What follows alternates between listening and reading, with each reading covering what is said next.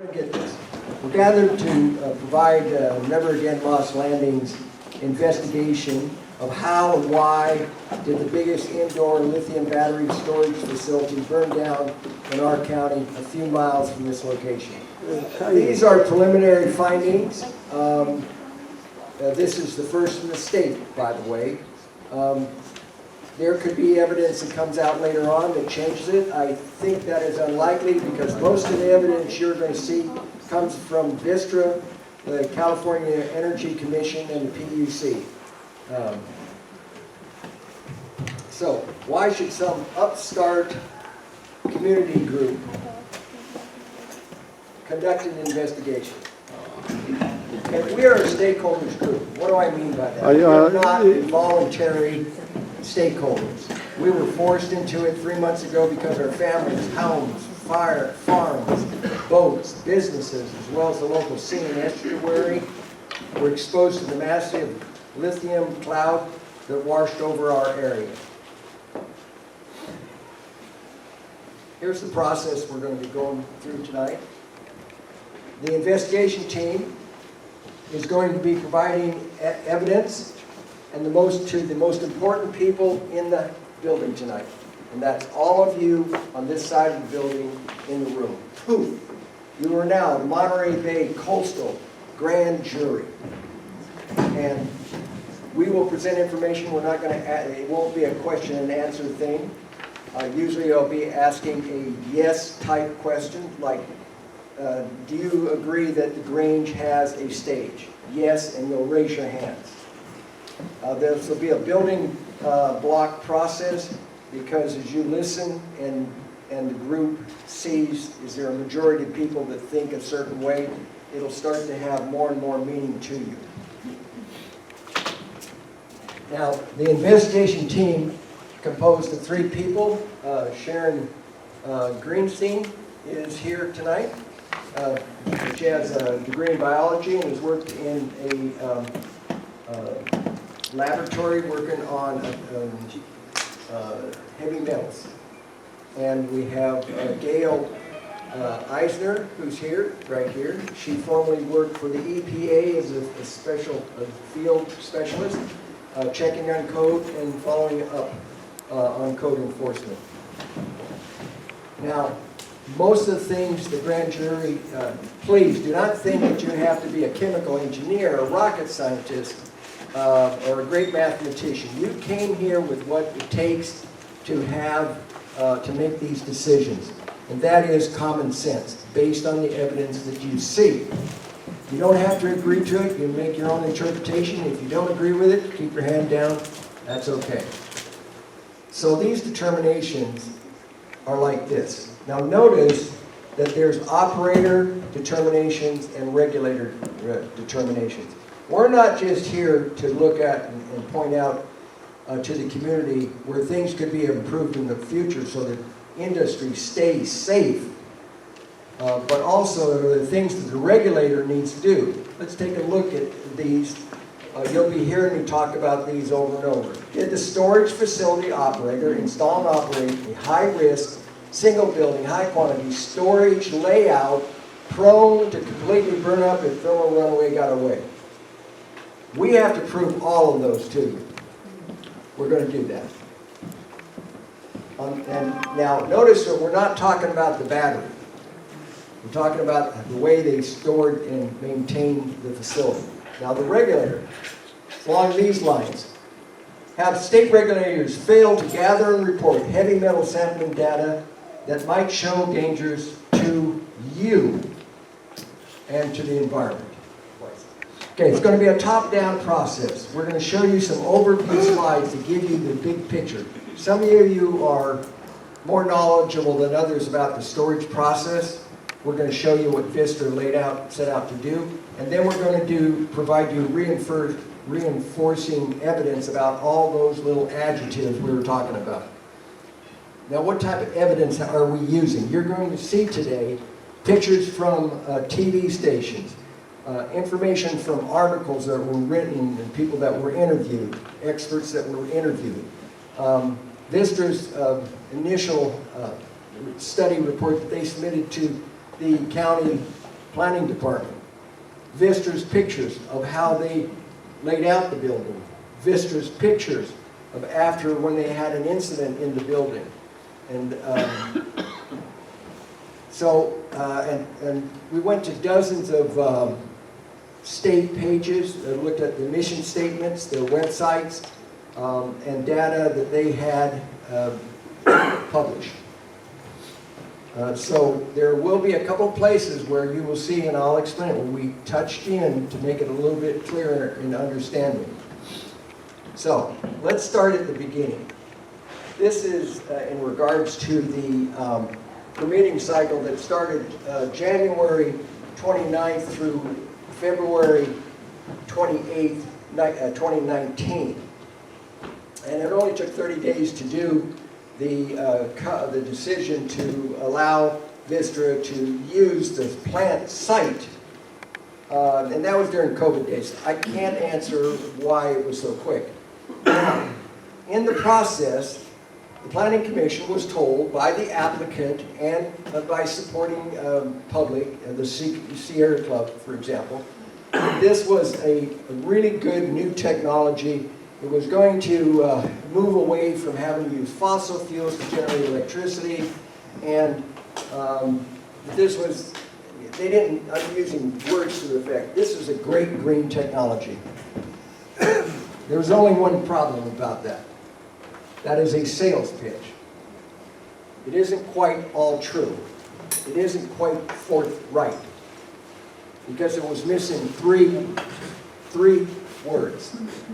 So let me restate to you a full, open, and honest answer. It's a great green technology when it works. And that is different. You wouldn't be here if it worked. We had recently at the Board of Supervisors, one of the supervisors brought and was talking about an issue and used this same talk. But the reality is, it doesn't always work. In this evaluation process during these 30 days, the paperwork did not say anything about thermal runaway. It did talk, there was a question about fire. The response was, any big building, energy organization, please sit on that side if you would. They had the possibility of having a fire. And the evaluation, the environmental evaluation, was about the outside. It was about the site where that's been used for 51, 52 years. And so, of course, it came out with the resolution that there was not going to be any more environmental impacts, and it's happened over the decades that it's been used. But it wasn't, the underlying weakness of what happened was the new technology was not assessed for its hazards. So who are the players, and what are their authority? Now, there are 4 players here. 2 are regulators that have control and authority over what can go inside the building, and the operator is going to design it, and then the county that was actually giving permission outside the walls of that building. Now, up here at the California Energy Commission, by law, AB 205, has exclusive authority to certify thermal power plants of a certain size and the related facilities proposed for construction. The CEC is the chief building official and will supply an environmental assessment. Exclusive authority means, or can be interpreted, I'm making the decision, you stay out of it. Go away. But it also, this person is deciding and approving what's going on inside. They cannot walk away saying, I had no problems after the building burnt down. No. You were the chief building official and your building burnt down. Now, the Public Utility Commission has been around longer than CEC, and their mission statement is that they are supposed to deliver energy facilities that are affordable by the public, and that are safe and protect the public. And Vistra, of course, decides on how they're going to build and store things. So those are the players. But what parts are they playing with? So this, again, comes from mainly the Vistra initial study and planning documents. You start with a battery, and it's stuck in a module, and these batteries are heavy metals, manganese, nickel, and cobalt. You take 22 of those, you make a rack. You take 9 racks, you stick them together, that's a row unit. This is my terminology to help you understand it was a row. And it goes farther and it's wider than this building. Vistra also said they were going to double stack the units, as shown here. Now, I did a little math. They said that they were going to put they used the third and first floor. I'm going to show you pictures of that. There was going to be 100,000 batteries. So did a little math to put 50,000, assume 50,000 was in the upper floor, which we have talked to people like with Supervisor Tanya and other people. We've sat down with Senator Laird, and I was talking about just this issue about the type of storage layout being one big length, or could it have been in rooms? And he said that, yeah, he'd been in the big room. He'd seen what I was talking about. So, assuming 50,000 batteries, make these 200, 200, 400 to do the math, because I ain't so good. 400 into 50,000 comes out to 125 rows.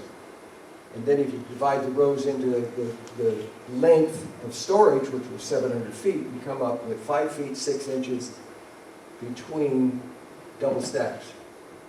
Now, how big is that? Well, you can see I'm a really big guy.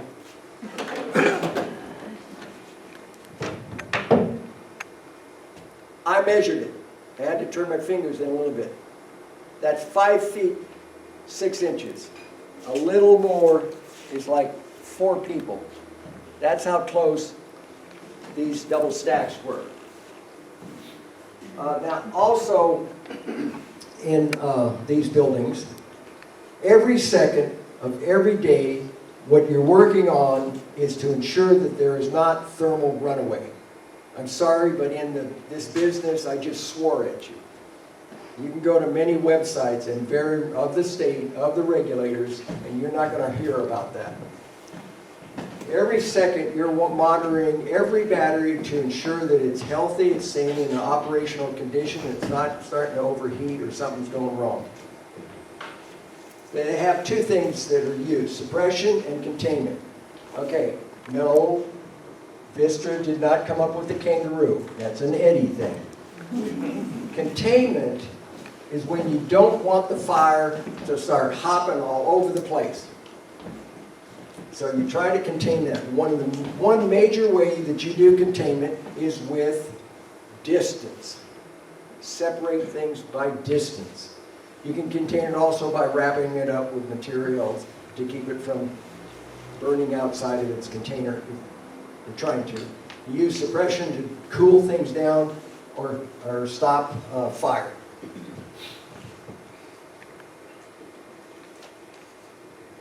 So now we'll get into some hard evidence.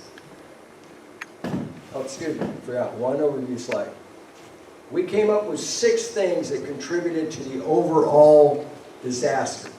It was at the county level, the hazards weren't really known, that it could be coordinated with fire people, first responders. And what happens when you get into the burn, baby, burn stage, which is it's out of control and we just step back and let it burn. That wasn't discussed. Now, 3 areas for the operator was that Vistra implemented, keep hearing me say this, high risk, single building, high quantity, 100,000, double stack, densely packed, indoor storage layout prone to completely burn up if you can't suppress and contain beyond the double stack. You don't have to believe me enough. I want you to be, let's just hold on that. This guy's talking smooth. I got to see it. Keep that attitude. But the building storage, I'm going to show you proof, did not contain or suppress, which goes that helps you go back up here and say, maybe that prone is right. Now in the in the regulator area, the regulator failed at its mission to protect because it allowed too much do what you want self-policing by the storage operator. I'm going to show you evidence that may cause you to believe that that is absolutely true. You do it, I'll stand back.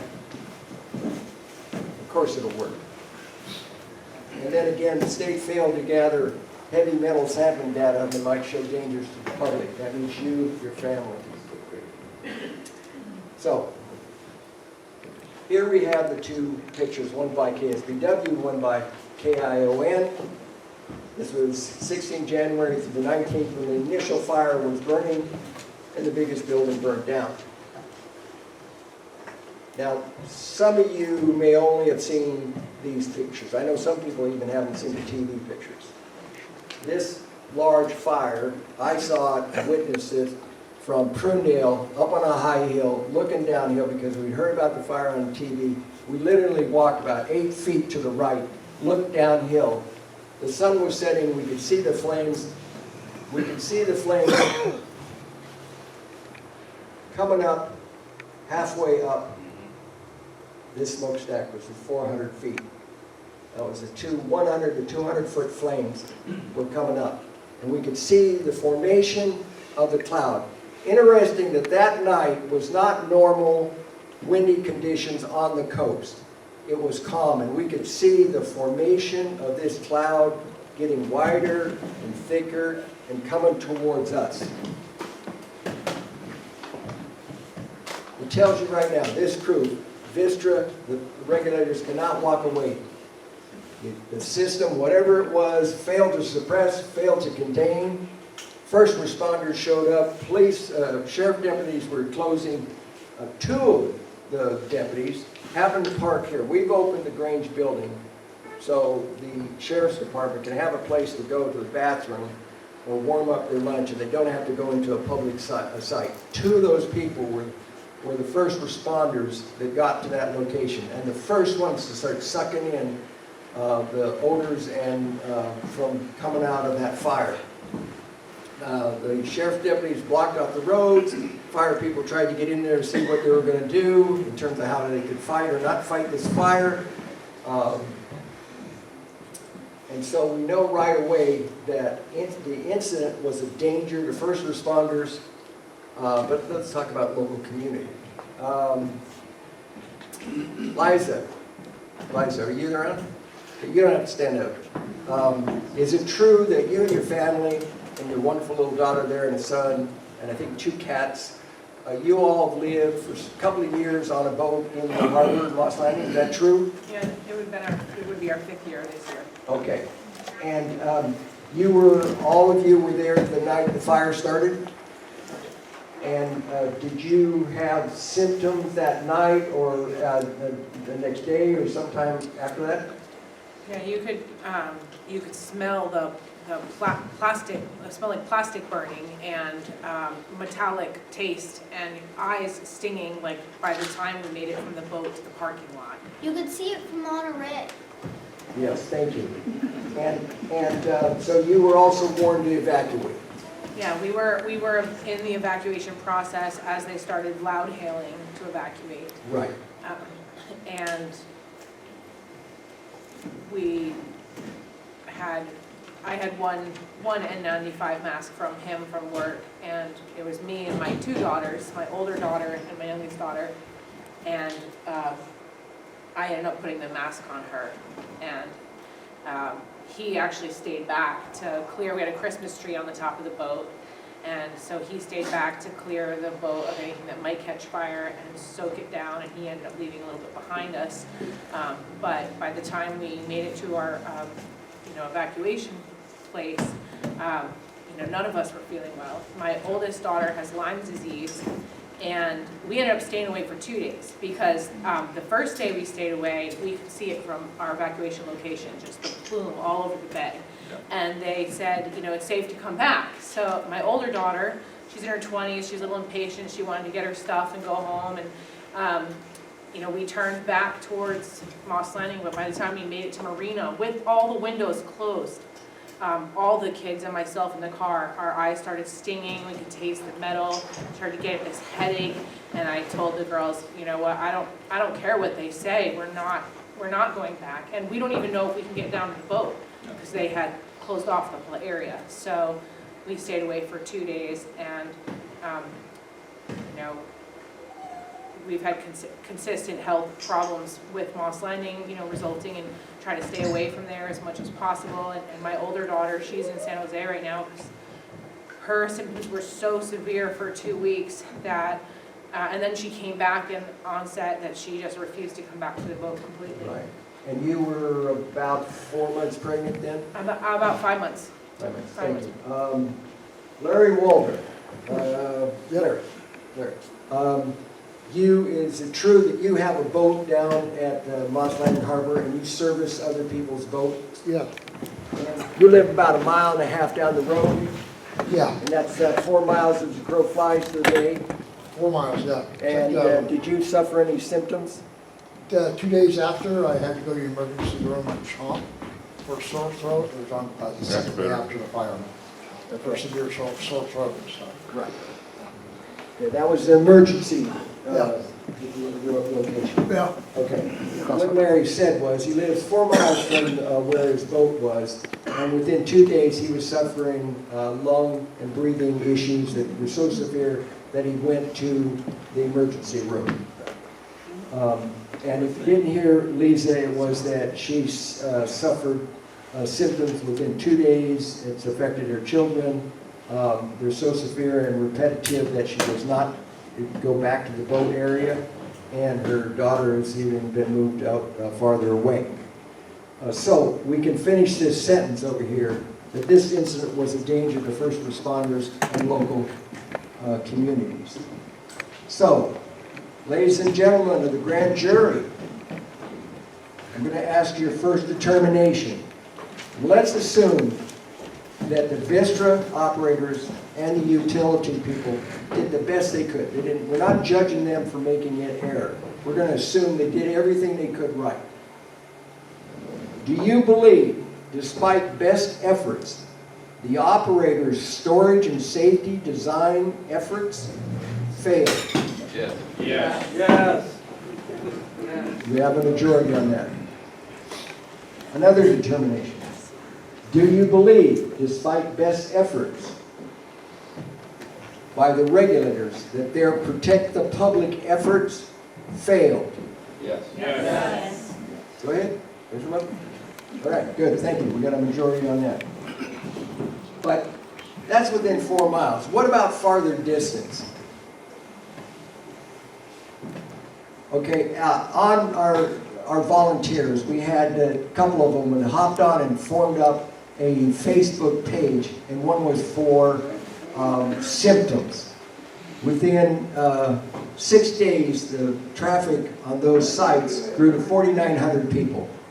And on the symptoms page, they asked the people, what were your symptoms and where do you live? And that would allow our team to do this plotting of people who had from minor to significant symptoms, from Santa Cruz all the way over to Pacific Grove and Carmel, down valley to Greenfield, and up into the Morgan Hill area.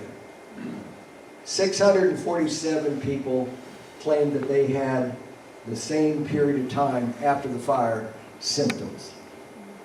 But, so what you've heard so far is things that have been done by the locals. But what about the regulators? I'm going to show you this next slide on what they have been able to monitor in terms of heavy metals and the impact of the exposure of heavy metals to people that have been near or downwind of this fire. There it is. It is so transparent that you see no data. Now, one of the things we're fairly good on this team is to sit down and don't take what someone's feeding us. Look at what they say, Initially start out trusting it, but then start looking and go, is there something missing? Something worse than what they're saying? Is there something not calculated? Is there something that should be there? We're going to come back to this blank chart a number of times. No evidence of action is evidence that can be more important than a hard piece of steel. So let's go back to the people on this issue of heavy metal exposure. We'll start up at the top here.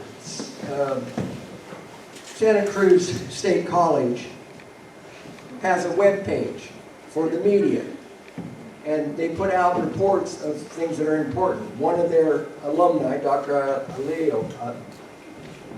Aiello, and I'm Italian and I have trouble with that, Aiello, reported to them that, and he has been working, monitoring the Elkhorn Slough for over 5 years for the health of the Elkhorn Slough. Here's his fire. Of course, it's an abnormal event, so he goes out with his team to the same spots that they've been measuring for the health of the soil in the estuary for the last 5 years, and found the 3 heavy metals out to 2 miles away from the Vistra site, from twice as much heavy metals to 10 times as much. And then another thing was 3 days afterwards, we had people that came up, not to me, but to Brian and Tanya and others. And I'm sorry, I forgot to introduce Tanya Rivera. She's the lady right here who started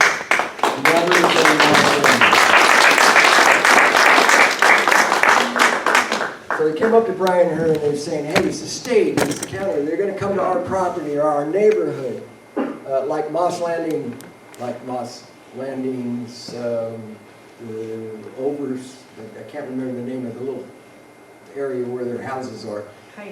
Heights, thank you. Moss Landing Heights. There's so much I'm trying to remember. Thank you very much. And yes? Have you or have anybody heard from Governor no. Newsom? No. And He hasn't addressed this? No, let me keep going. No. Blank. Here he is. Blank.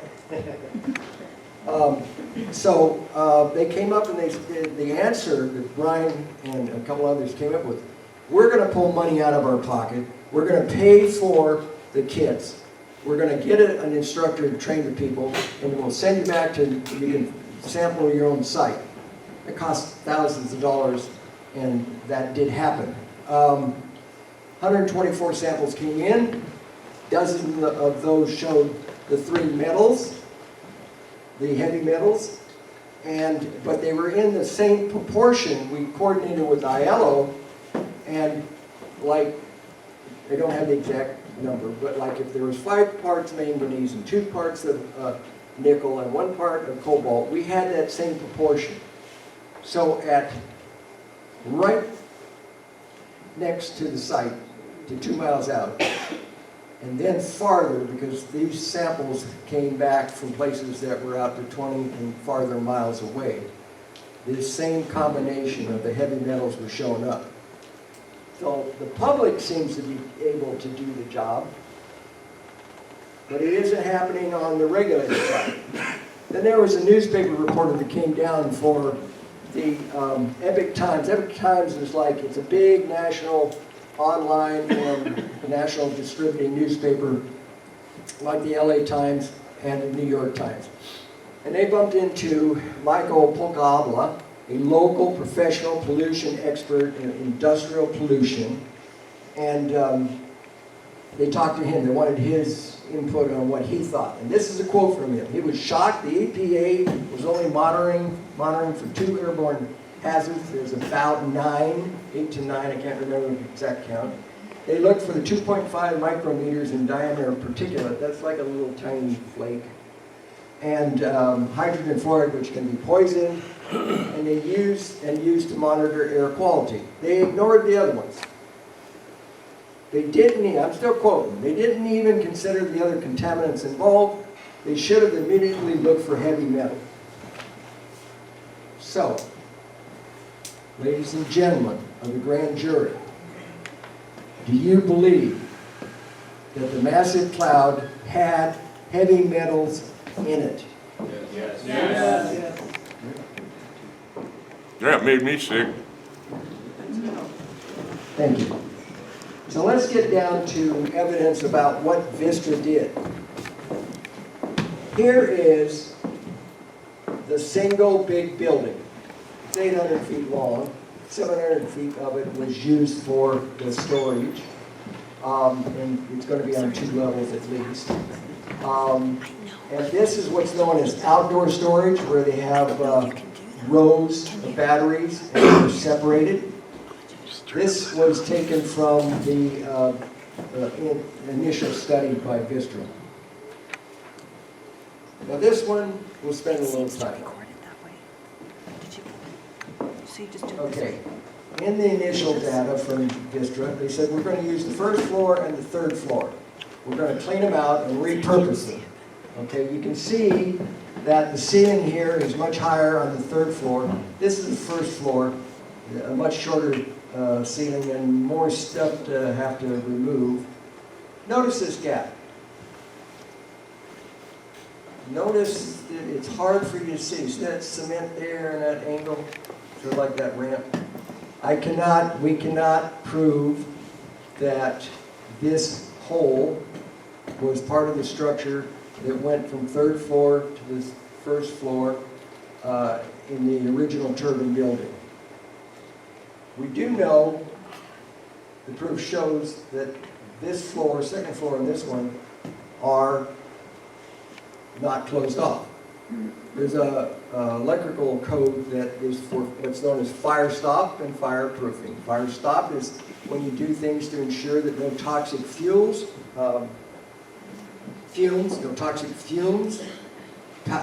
smoke, or fire gets through.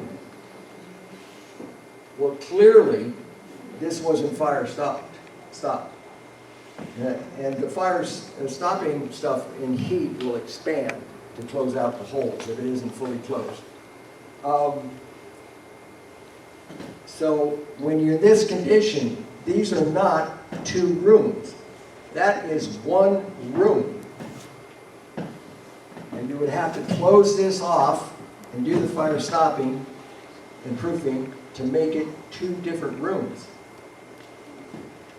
Now on LG Energy sold the racks to Vistra, and one of these rows here, 1, 2, 3, 4, 5, 6, 7, 8, 9, I told you 9, it is 9. You can see these stackings in 2 different pictures. We'll talk about this one. And LG Energy was really proud that they had been able to handle, and they're the only ones I've ever heard to say the dirty words. Sorry, thermal runaway. They tested a design where they could double stack their racks. And that enabled the full battery capacity of 100,000 batteries by Vistra to be put into its building without any construction or time wasted. Now we can see, less than a year later, there was an incident, and this picture was part of the incident report. And you can see the double stacking, and it's the 3rd floor because of the height of the ceiling, and it runs that way. What happened in September 4th was that smoke came in to around some of the sensors, and the software was such that it said, if I smell smoke, I must suppress. Turn on the water. And the water, that word, was used by Vistra. There was 2 parts to the after-action report, PUC, and then an addendum or additional information added by Vistra. And so what happened was that water was squirting on good batteries, and then things started shorting out. And why the water spread was because some of the connections weren't tight. And they're shooting out water on electrical devices. So then they do start having problems with not runaway, but their batteries are getting out in bad shape. And Vistra says that the water that was used on the upper floor went down to the lower floor, which means there wasn't fire stop there. At least at that time. Now, they stopped proceedings. I have to commend the Vistra people, the crew that was on duty that day. They did the right thing. They stopped it. They owned it from going wild, and they kept it to only losing about 7,000 batteries or 17 rows. But then they had to close the facility down for a year, and they made improvements. Later there, I'll show you where they had the same problem in their phase 2 facility. Now, ladies and gentlemen, jury, you need to make a determination if this, I'm going to try to help you here, that old Slippery Ed calls this densely packed because it's only 5 feet 6. Well, you can look at that and kind of make your own determination before I show you some more stuff. That is it narrow or is it wide?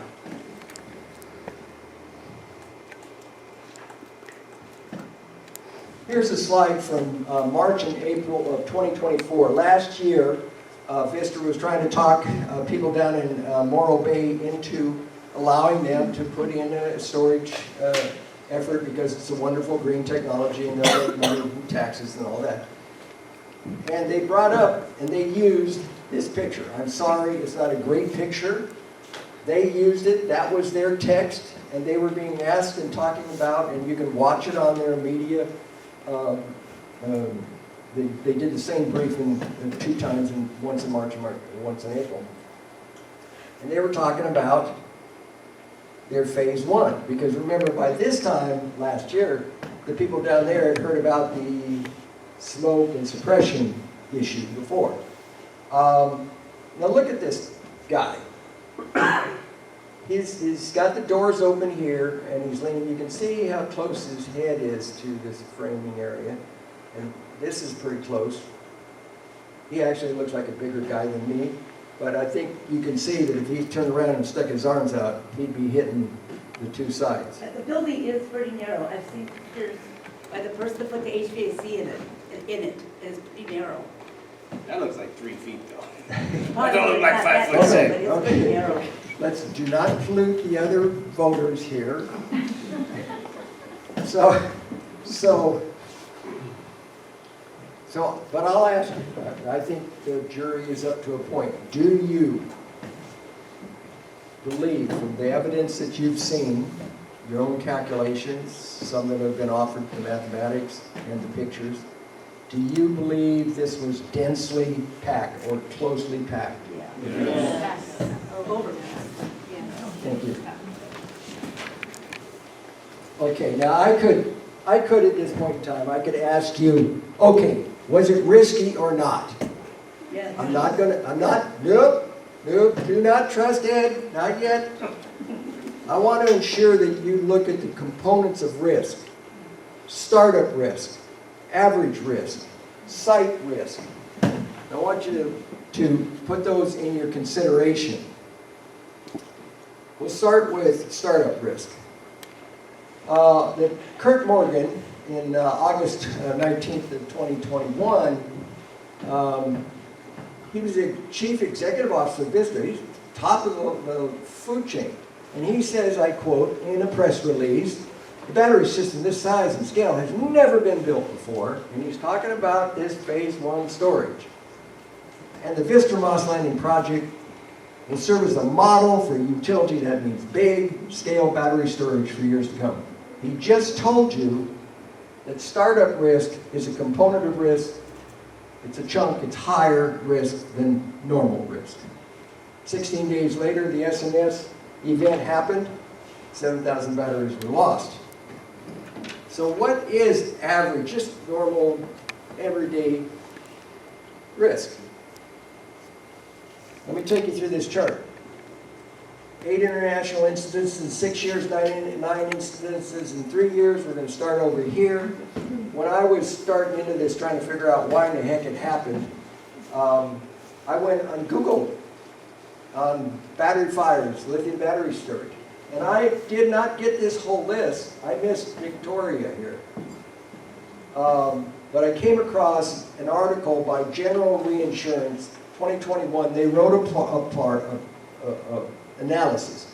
Now, who are these people? And they came up and said that they were doing a study on big battery plants. These people made big money by going to insurance companies, pulling the experts together and analyzing the risks of projects, whether it's building the highest building in the world, a rocket ship, bridges, having AI control all the airplanes flying in America, that type of stuff. They go to the insurance companies and say, okay, here's a risk, this one costs you about like this one. So the insurance company gets up to speed so that they can charge a reasonable amount of money and not go broke if something goes wrong. So let me talk about this. Fire's not uncommon. What's the opposite of not uncommon? It's common.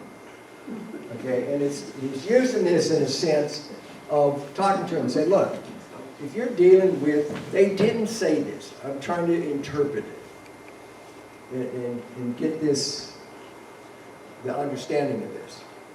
If a customer comes up to you and you're talking to them about, okay, what are you planning on doing, blah, blah, and you ask the question like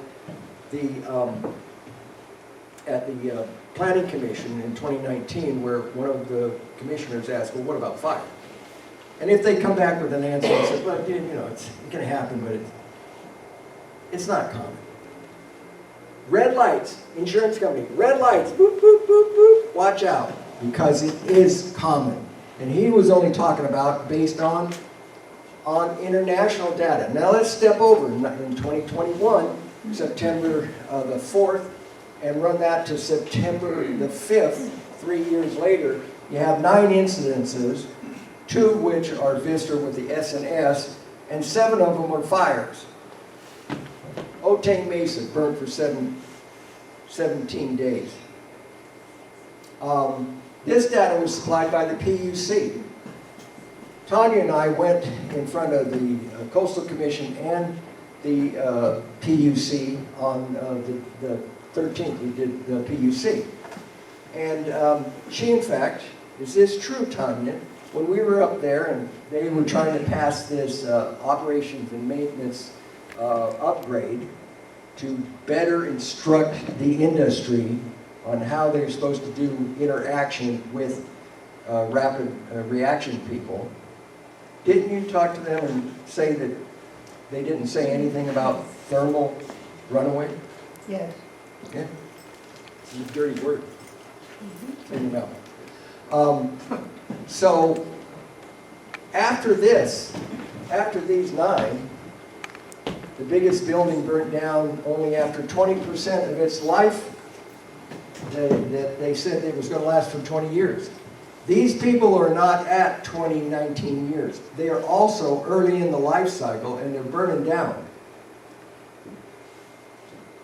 So, Excuse me, what does SMS mean? Smoke and suppression. Oh, Okay, sorry. I didn't have a lot of them. Good question. So, ladies and gentlemen of the jury, given all you've heard about up till now, and yet you've heard about the startup risk, and you heard about the normal risk, let's go a little bit farther. At the beginning of a cycle, usually whether you're a farmer or you're a manufacturer, you look at different options of what you could do. And some of these have different risk and payback features. Now when you're talking about trying to figure out your risk rating, you take the probability times the amount of damage.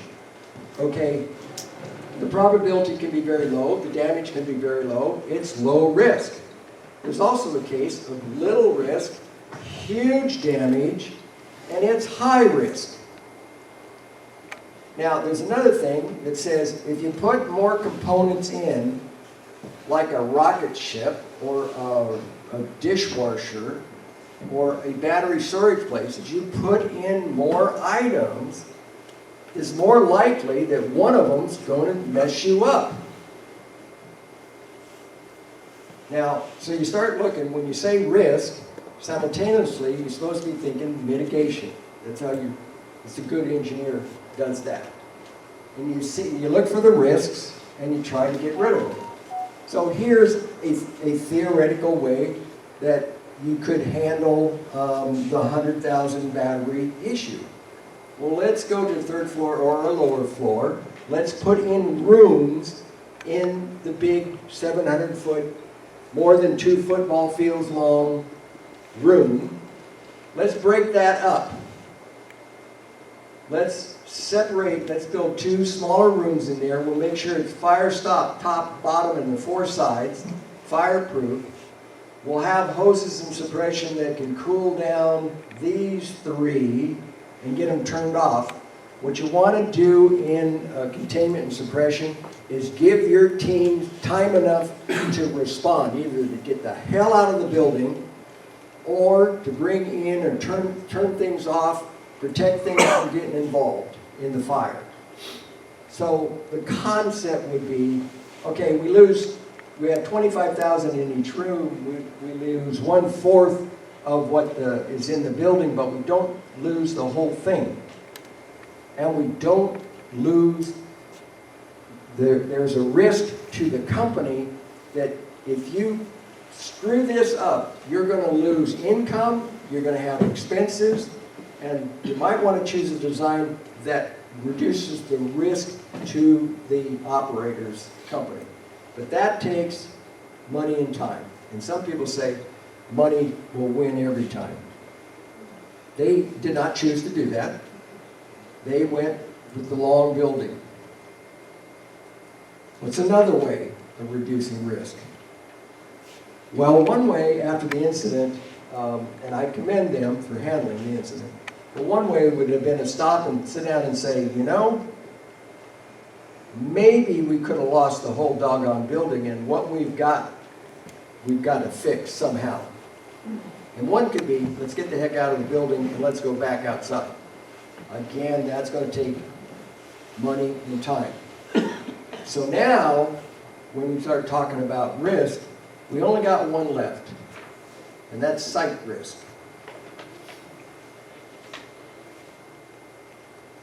So PG&E had this wonderful location. There was grid connection already there, so we wouldn't have to go to a virgin territory and put in towers and lines and underground stuff. The site provided room for multiple outdoor and indoor storage areas. It was an ideal location to Silicon Valley, where you have AI and such starting to raise its head. It's in the county and not in the city, so you could probably get it approved. And they've been working with the CEC since 2002. It was probably going to be approved, so they purchased the site, and they requested to build. There's only a little tiny smidgen of a downside. Let's look at the smidgen. Here's a storage facility, and this is the place they chose to go. You have federal and state protected estuary areas, water areas, harbor areas. You have a tourist mecca that's coming to see this type of stuff in the area. You've got 10 populated cities going around the crescent of the bay, and you've got, tiny little thing. You have the salad bowl of America, and if the wind blows south at the wrong time of year and they're raising crops, they are going to get the big boys coming out and kicking them in the ankle instead of little old Ed banging away at them. That's what they chose to do. They felt they could handle it. Remember picture number 1. They burnt down the whole building. They blew out stuff across this area. It didn't work. So when you think of all those risks, let me give you a little bit more. Excuse me, got excited. Here you have a look at 2 large battery storage places. One's in Riverside, California in the desert, and the other one's Monterey Bay, or Moss Landing. How many tourists do you think go zipping by this on the weekend? 6 dune buggies? Okay, we'll say 10 dune buggies. where we have like 500 cars on Friday night going by to get to Monterey on Highway 1, and then you have them coming back the other way on Sunday. Which one of these facilities is coastal dependent? You can solve this right for me. I don't have to solve it for you. Ain't no ocean there. And back in Morro Bay, the Coastal Commission itself said, it was in the newspaper, Estero Times News, that the Vistra was not coastal dependent. And if you look carefully at the planning document, you'll see that what they talked about in terms of coastal dependent was that the site they were going on to was coastal dependent. Now, we covered 3 determinations. Going to do a 4th one. Ladies and gentlemen, do you believe that Vistra willingly chose to position itself in its industrial operations in a coastal area, placing all those things we just talked about, tourism, environment, agriculture, and put them at risk? Do you agree that they willingly chose to do that? Yes. Did Vistra install and operate a high risk? Here's the high risk question. All you've heard about the different types of risks. Did they install and operate a high risk single building, high quantity, double stacked rows, densely packed, which you agreed it was densely packed, storage layout prone to completely burn down if a runaway got out of the rows? You agree with that? Yes. Did Vistra fail to protect the Monterey Bay coastal environment, business, you and your family, from vaporized heavy metal pollution? Yes. Yep. Okay, so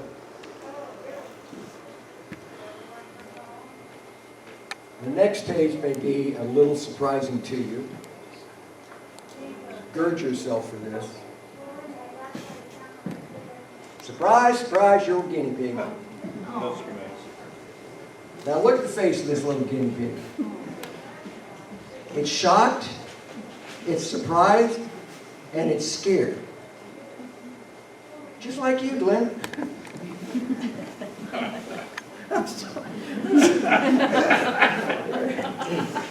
He's a Grange member, he understands. So, why am I saying you're a guinea pig? Well, we've shown you, and you brought up a good question a moment ago. The governor isn't there. The regulators aren't there. What else haven't they done? What actions have they done? What haven't they done? Okay. The California PUC did not have, doesn't have now, has never issued an installation safety and operating code for single building. They don't have a place where you go single or indoor storage. You can't find it. Lithium battery storage facilities dealing with things like that can contribute to thermal runaway. Defining what a room is. Defining how many batteries can go into one stored area. Stop fire, fireproofing, suppression, containment in a building. Installation, density, stacking, proximity. Nothing, zero, zippo. That's where you get to this self-policing by the storage operator. And what happened with that self-policing? Let's go back to picture number 1. So, did the PUC fail its mission to protect the people, businesses, and environment because it's allowed too much do what you want self-policing? Yep. Yes. Here's a few more things that haven't been done. Now, the PUC has not went down and looked about nano-sized particulates that might stay in the wind and go farther than the 2.5 microns, whatever.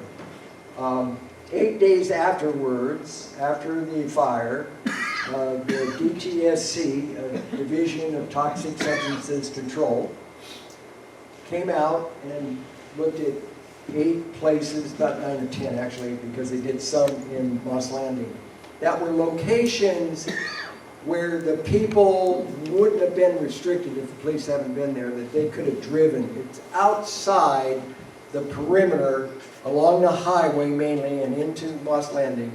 They took samples of water and soil and air.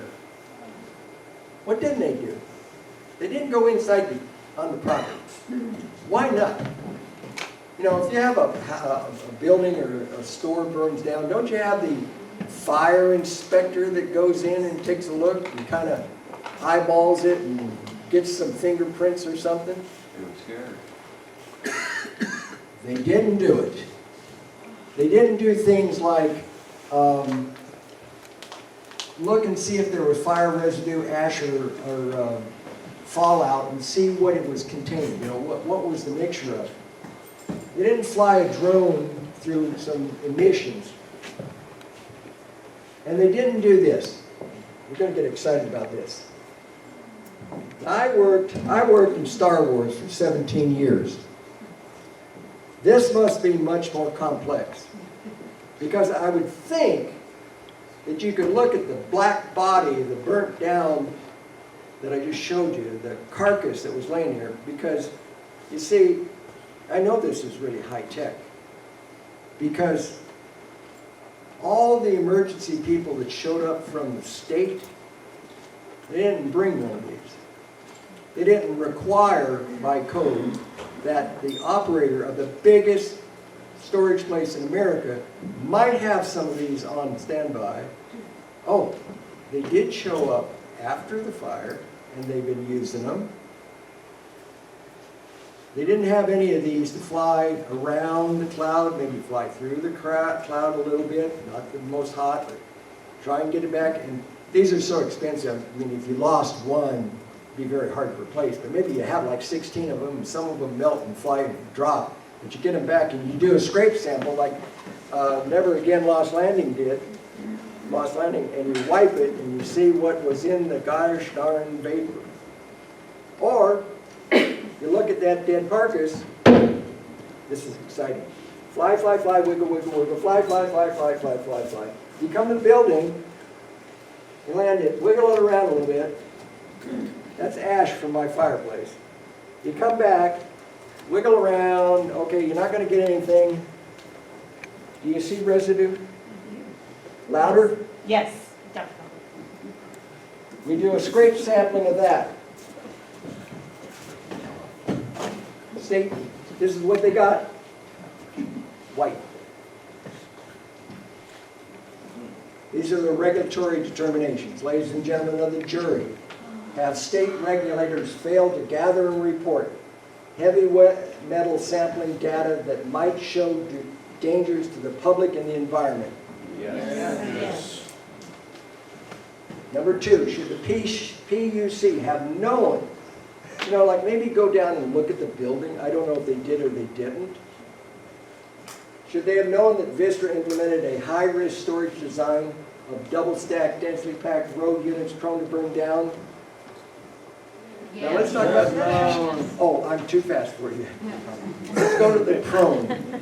Did they have in that big room 8-inch diameter hoses that came up where they could spray water? I don't know if they did. But if they had one building, and if they relied only on the battery, the rack, and the row double safe processes, something went wrong and they burnt the building down. So, number 2, do you believe that they had a storage system that was prone to disaster? Yeah. Did you see, let me stop for just a second about that. We're not trying and never have started to go out and try to stop this industry.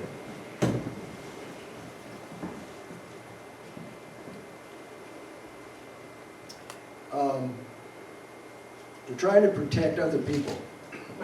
Anybody from Watsonville here?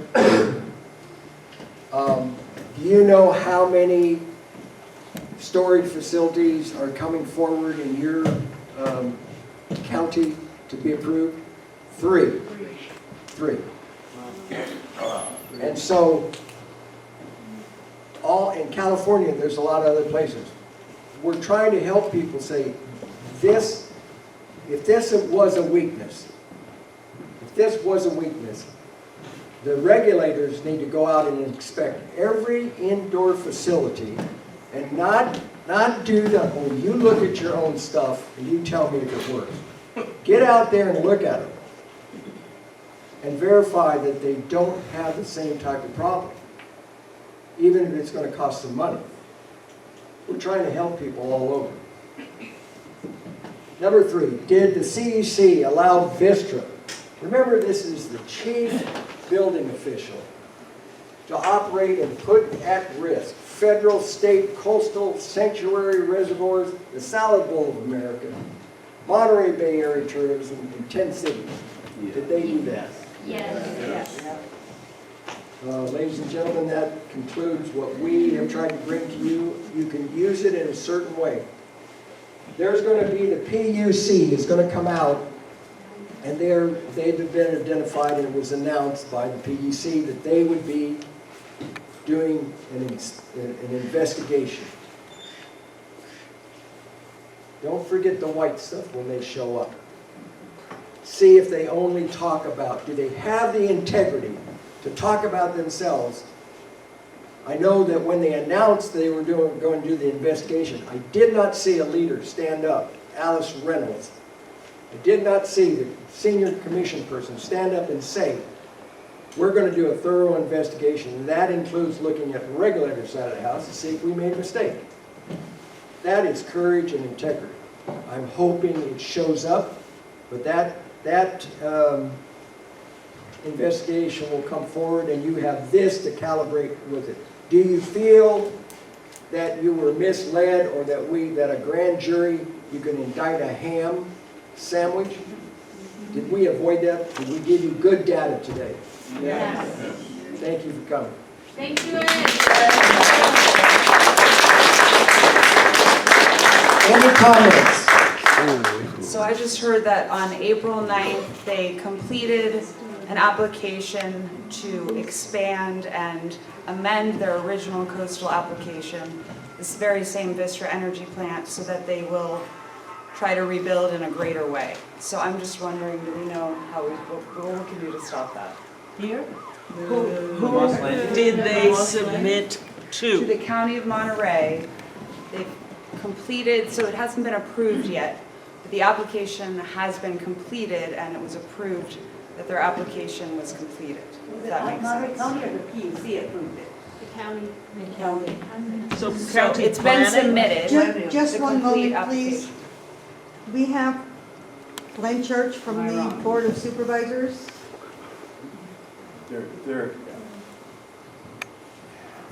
Vistra has a permit in for an expansion. Can't hear you.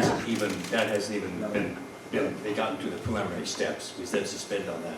There's nothing that they have gone forth for on rebuilding onto this. I have a piece to add to that. What At was least not that? to the county, at least we would say that.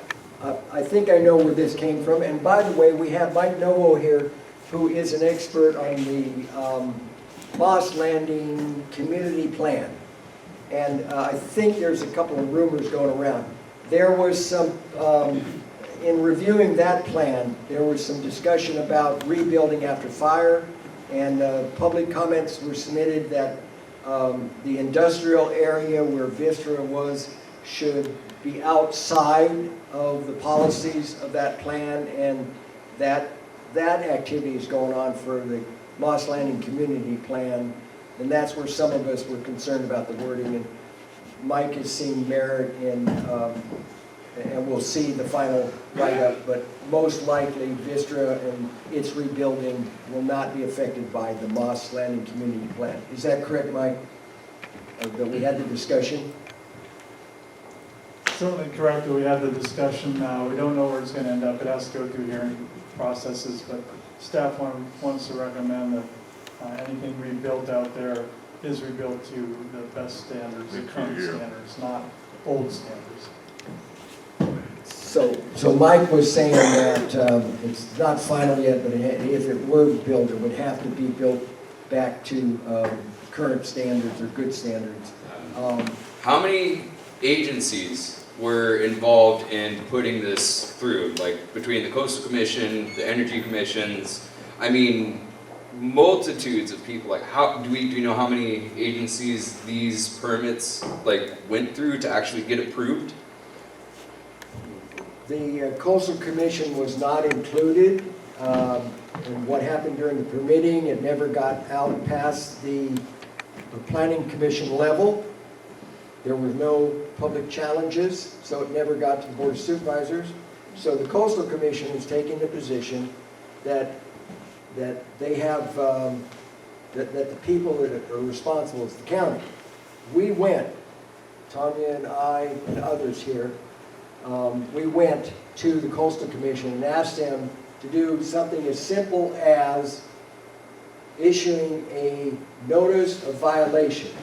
Now, the county hasn't red tagged them or anything, but the Coastal Commission is looking at a pollution event that covered into 2, if not 3 counties, but 2 coastal counties, and they have decided to go white on us. Right. So, to answer your question, you have CEC, PUC, DTSC, California Health, Fire, State Fire. There is a good thing, I think, happening with the State Fire Chief. We're trying to get to meet with them and share some of this information, not to bias them, but to help them. So there's like 2 handfuls of them. And so basically what we're saying here is like over 200 human eyeballs looked at this plan and said it was okay. Yes. Is that what we can assume? Pretty close, yeah. Yeah, so how are we gonna continue on like letting these people run like our area? You know, Glen Church is the only person that we really know of that is doing a job, like a government job, a government service. And the rest of these people are just collecting paychecks on our dime and then not showing up. Like, how is that okay for everybody here? It's only a problem when it affects them. Yeah, right, but that, I know. That's the problem. Yeah, right? Glenn exactly. lives out here. It affected him, whether he would have come to fight for it if he lived somewhere else. I don't know. But this is his community and he's fighting for it. Yeah, thank you again. So you can come talk to us, Rochelle. Let me see if I can get up. I'm so stiff. Hi, everybody.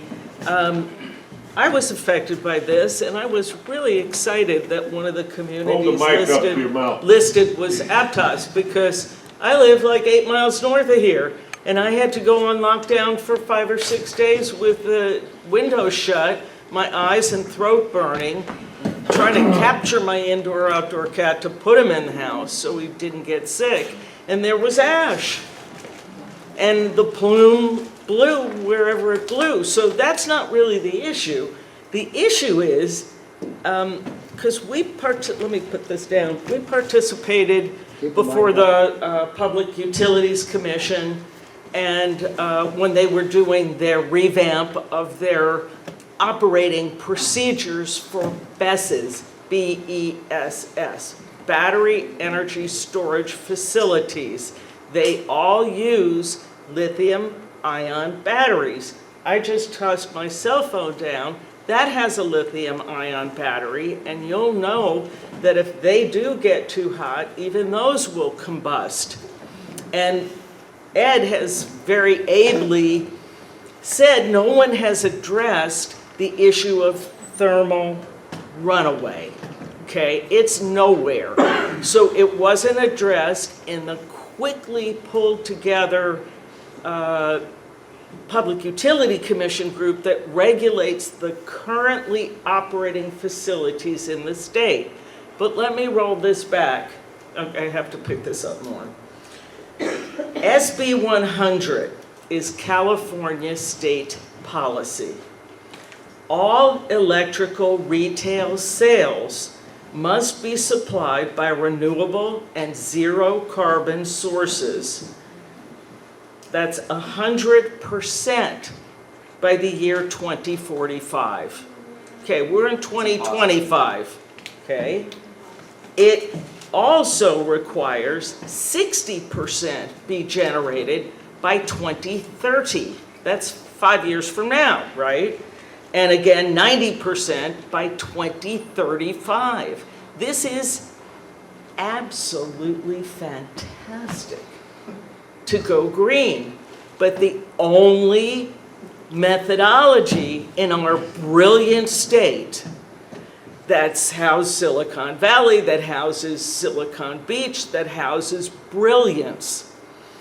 This is how they intend to do it, with BESSes that are just by their very nature dangerous.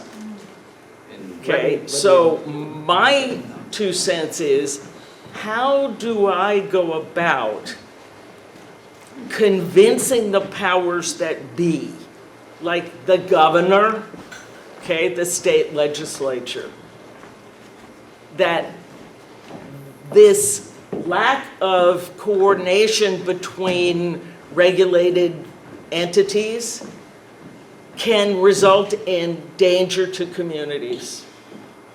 You know, we already know that. You know, destruction of cherished wetlands, crops that we eat, and it's a lose-lose. Now, why am I giving you those? Because I think those statistics are really, really good. But we've got to find another way. Locally, absolutely have to put more scrutiny on reopening this plant at all, because it slipped through. Okay? Somebody asked the young, passionate gentleman with the king's cap. Yeah. It slipped through during COVID. It was timed that way. Okay? It was rolled through. Can we roll that back? Probably not. Helpful to put our energies in. More helpful to shine a very big spotlight on Vistra and what they're doing right here. The thing you didn't address, and last thing, because I'm kind of a big talker, is remediation, okay? We live here. It's here. It's on our soil. It's in our air. It's in our water. I want a remediation plan.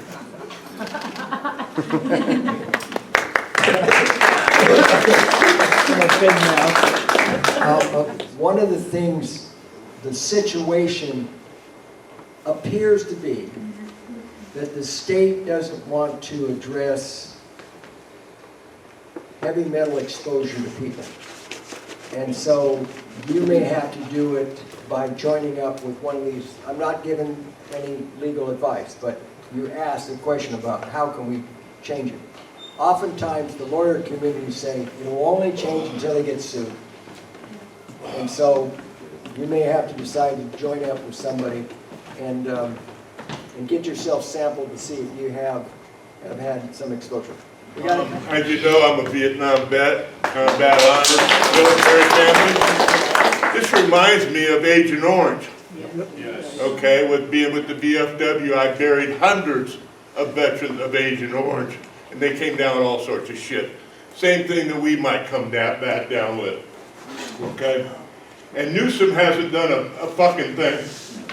So how do I get or pay, money's no problem, to get him a video or something to say, hey, get your head out of your ass, how come you're not helping us out here? Well, what we're going to do is send him a copy. That's why we have Heather here recording this, and Emily. Right on, because I live down the street on Dolan Road.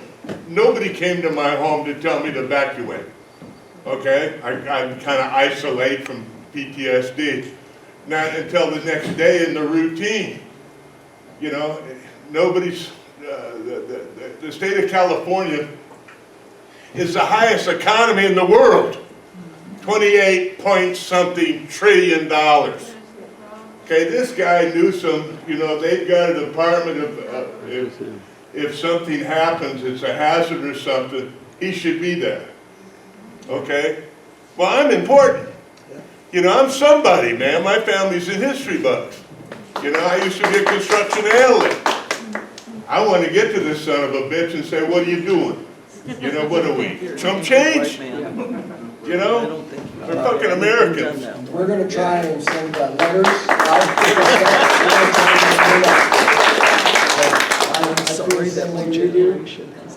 We've got to work with either Never Again Mossland or other groups and keep pushing up the line and saying. Well, the state, if they have a hazard, somebody should have came to my door. Yes. Somebody should tell me, hey, I've been breathing some badass shit and you need to go to a doctor. Hey, the air is just fine, there's no pollutants, that's it, and everyone sees that. How many Keep people your have been windows and tested? doors closed Yeah. and over. Don't turn on your heaters, it'll all be good. How many of you have been tested though for if you have been polluted? I'd recommend that you all do. And if people are interested in taking hair samples, I could demonstrate how you do that. Come on. What about people with no hair? You're screwed, buddy. There's some options for you. We'll get to those. Just check. Well, that's what I want to know, right? So step one, you want to clean your scissors. So you need stainless steel scissors. So get a alcohol wipe, or you can probably use rubbing alcohol and a clean paper towel, and clean the scissors. All right. Next step. You want to get the hair from the back lobe. So I took a piece and I've separated it out. It's about the thickness of about like a thin straw. This is about 100 hairs. All right, so you want to tie the bottom, the distal end, with floss, regular floss that you use it with your teeth. You're going to go to the top and you're going to go as close to the skull as possible, and you're going to cut the hair.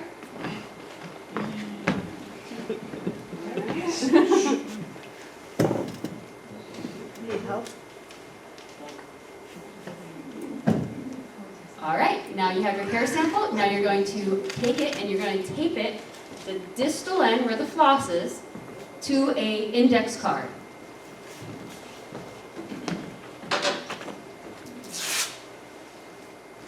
So here's the floss, here's the card, tape it down. All right, and now you put it in the Ziploc bag, label the Ziploc bag, and you now have your sample. I also recommend labeling your card with your name, your address, and the date you took the sample. How much does it cost? But where do you send it?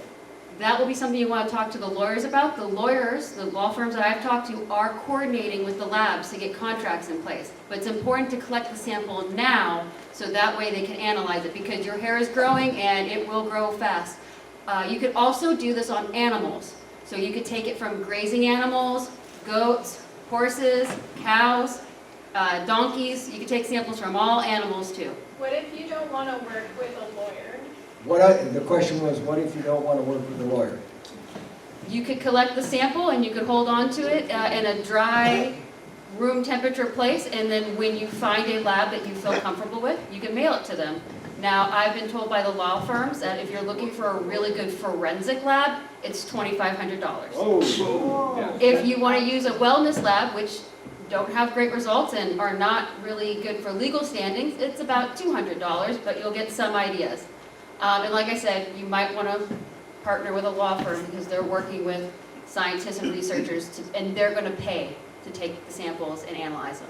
If you're a veteran though, you can go to get. I want to thank you for all the info that you've been doing. It's really helpful, and I was just wondering what law firm. There's a lot of them out there. I've got some in the mail, but I just want to know what law firm do you recommend to go after the state? We do not recommend one law firm after the other. You need to research it yourself. Yes. There's Schreibner and Singleton, Schreiber. Singleton and Schreibner. You could look it up yourself. There's FAMD. Fiore Ackerman and Danko Meredith. Yeah, that's what I'm on. There are several. And Joe, the Cochette, Perry, and Douglas, I think it is. McCarthy. McCarthy. Yeah, she gave me look them up yourself, make your own choice. A few of them. And if you're a vet, you can get the test, the hair test, or heavy metal tests from the VA. Yeah. Okay, we're done. So they cut that back. All right. Thank you. Thank you.